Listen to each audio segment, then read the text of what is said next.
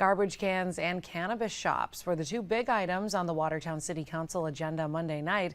7 News reporter Lexi Bruning tells us what city residents must now do if they want their garbage picked up.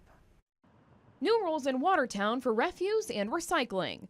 Among them, all trash must be contained in a city-approved watertight trash bin or garbage tote. According to Mayor Sarah Pierce, it will need to have a sealed lid. She says if it is not in one of these containers, the assumption is your garbage wouldn't be picked up. Resident and city council candidate Pete Monaco was critical of all the proposed changes that have been discussed regarding the city's refuse program over the last year. Now, fast forward to tonight, and now we're going to pass an amendment to the charter, code, whatever, to make bags be put in approved containers.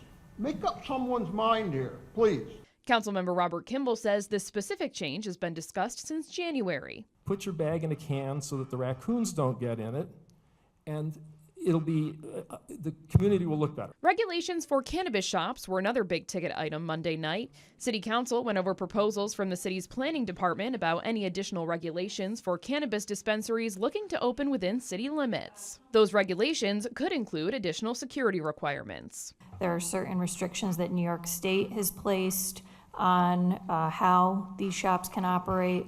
However, we have the opportunity to implement supplemental regulations in a variety of ways. City officials say they are looking at regulations made by other communities with dispensaries and are working with the city's lawyers to discuss what has worked and what hasn't.